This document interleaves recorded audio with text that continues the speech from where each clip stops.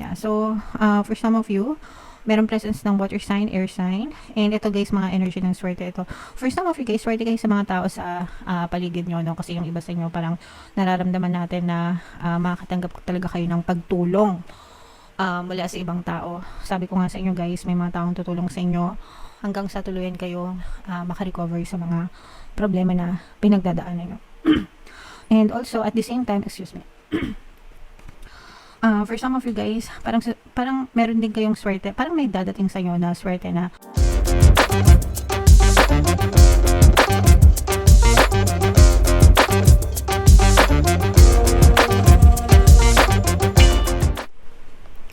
Hello guys, hello Scorpio, welcome back to Panay Pixie Tarot. Ang pamagat ng episode natin for tonight is full moon kapalaran para ngayong January to February para sa Scorpio, Sun, Moon, Rising, Sign, and Venus. Yung ating full moon ngayong January guys is January 13, tapos yung next na full moon naman natin ay sa February 12 mga kapiksi. So ang reading na to ay para sa period na yan guys, and ang pamagat ng ating full moon ay wolf moon mga kapiksi. So unahin natin tong deck na to guys. Ito yung mga mensahe sa inyo. Moon message for you. You are good enough mga kapiksi. Okay, you are good enough. You are unique. You are loved. You are beautiful. You are handsome. You deserve all the best things in the world mga kapiksi. Kailangan pinapractice nyong sabihin yung mga magaganda, no? Always find the good in you mga kapiksi. And mag-practice kayo ng positive self-talk guys, para ma-boost yung inyong confidence and yung inyong paniniwala sa sarili, because you deserve that mga kapiksi.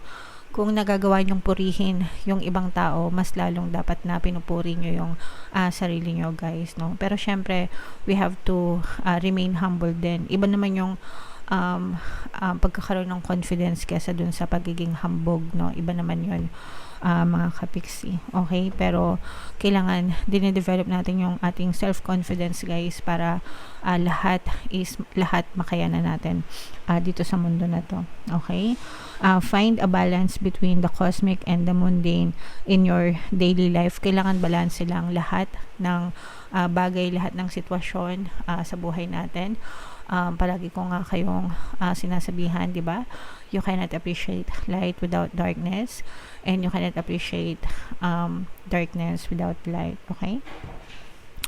Additional meanings for this card guys: worrying too much will attract more things to worry about. Kaya dapat wag na kayong mag-worry, kasi the more na nag-worry kayo sa isang tao, bagay, sitwasyon, mas lalong dadami yung worries nyo, mas lalong dadami yung stress nyo, mas lalong dadami yung problema nyo mga kapiksi. So dapat happy lang, diba? Sabi nga ni Tinay, happy lang. Kilala nyo ba si Tinay mga kapiksi? Okay? Doon kayo mag-focus sa mga blessings, sa gratitude, sa mga pagpapasalamat, sa magagandang bagay, para yun din yung ma-attract nyo sa buhay nyo. Okay? Have you been overly critical? An apology may be in order. Kung feeling nyo guys, nakasakit kayo ng damdamin ng ibang tao, mag-sorry kayo. The same way na gusto nyo ring makarinig ng sorry mula dun sa mga taong nanakit sa inyo. Okay? Raise your karma by doing something good for someone else mga kapiksi. Yung karma bank natin, no? Palagi ko nga sinasabi sa inyo, kunwari may bangko ng karma. Kapag ka ikaw ay gumagawa ng mabuting intensyon, nagde-deposit ka sa karma bank mo. Okay?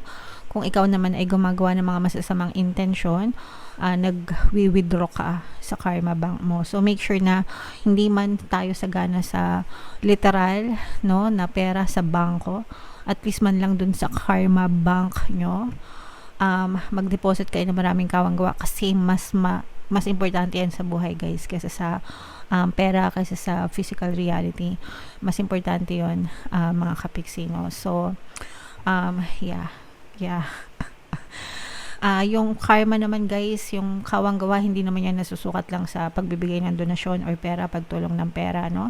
Maraming pamamaraan para makatulong tayo sa kapwa natin mga kapiksi. Ang importante is sincere yung inyong intention. Okay? Alright. So, comment down below, Scorpio, if feeling nyo naka-resonate kayo dyan. Tingnan natin yung ganap sa inyo, Scorpio, ngayong full moon season. Shuffle natin to. Habang sinashuffle ko to guys, panoorin nyo muna yung video natin regarding sa ating paano mag-manifest ng abundance video course. Kapiksi, sawa ka na ba sa mga struggles at hirap sa buhay mo? Masipag ka ba at masikap sa buhay ngunit hindi ka pa rin umaasenso? Ilang beses ka na bang nag-attempt mag-negosyo at mag-invest pero palagi ka pa rin nalulugi? Sa pagkakataon na ito ay maaaring may subconscious beliefs ka na nagiging balakid sa iyong pag-unlad at pagyaman. Introducing, paano mag-manifest ng abundance video course. Dito ay matututunan mo ma-overcome ang mga balakid mo para tuluyan ka ng umunlad, umasenso, sumagana, maging matagumpay, successful at maswerte sa iyong kabuhayan, pera, trabaho, negosyo sa labi at kaperahan ng bonggang-bongga. Dali, mag-send na ng email sa pinoypixie@gmail.com at simulan na ang iyong pagyaman ngayon. Alright, so sa lahat ng gusto mag-avail ng course guys, yung promo natin ngayong January, New Year promo, magbibigay tayo ng 10% discount until January 31 mga kapiksi. And meron din tayong bagong course, paano mawala ang third party at magkaroon ng harmonious na relationship para mawala yung mga kabit guys. 10% discount din yan until January 31, avail nyo na mga kapiksi.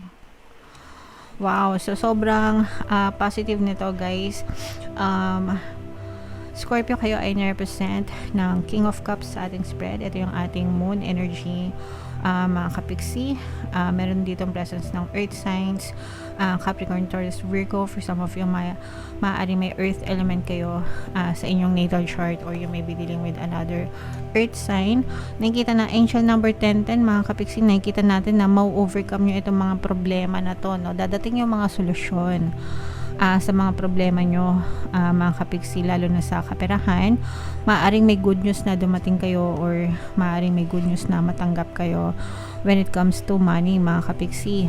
Perhaps yung iba sa inyo, kung nag-a-apply kayo ng loan, or kung may inuutangan kayo ganyan, or may nilalakad kayo na pera, maaari kayong makatanggap ng magandang balita kung kayo ay nag-a-apply ng trabaho, or nagpapa-approve ng mga bagong pagkakakitaan mga kapiksi, maaari din dumating yan. So yung mga good news na yan guys, yan yung maaari maging solusyon nyo sa mga problemang kinakaharap nyo, especially kung meron kayong mga problema sa pera mga kapiksi. Ito, unti-unti ito guys, hindi ito biglaan na, kumbaga parang unti-unting solusyon, hindi biglaan na solusyon, unti-unti. Pero yung unti-unti na yun guys, pag pinagsama yun, talagang matatapos yung problema nyo, and makakahinga-hinga din kayo mga kapiksi. Okay, so i-mind nyo na yan sa comment section. Mind good news, mind solution sa problema, ganyan, mind matatapos yung mga problema. Yan, so i-mind nyo yan sa comment section mga kapiksi. So ito, magkakaroon ng mga positive changes talaga sa buhay nyo. And for some of you guys, parang mas kapag nalampasan nyo na itong mga problema na to, no, parang sisimulan nyo ng, parang magsisimula na kayong mangarap, parang mabubuhayan kayo ng pag-asa, no, lalo na pagka naramdaman nyo talaga yung mga tulong. Kasi for some of you guys, maaaring tutulungan kayo ng mga ibang tao sa paligid nyo, lalo na yung mga matatagal nyo ng kakilala, mga best friend nyo, family, even mga kapiksi, no, talagang hindi nila kayo papabayaan hanggang sa tulan kayong makaangat-angat sa buhay nyo guys. Okay, so habang may buhay, may pag-asa mga kapiksi, ito i-mind nyo na tong magagandang changes na to, mga positibong pagbabago, no, lahat yan i-mind nyo guys sa comment section. So what else guys, tingnan pa natin. Meron ditong presence ng air sign, Aquarius, Gemini, Libra. Ayan, no, yan yung mga energy ng swerte mga kapiksi. Yeah, so for some of you, meron presence ng water sign, air sign, and ito guys, mga energy ng swerte ito. For some of you guys, swerte kayo sa mga tao sa paligid nyo, no, kasi yung iba sa inyo parang nararamdaman natin na makakatanggap talaga kayo ng pagtulong mula sa ibang tao. Sabi ko nga sa inyo guys, may mga taong tutulong sa inyo hanggang sa tuluyan kayo makarecover sa mga problema na pinagdadaanan nyo. And also, at the same time, excuse me,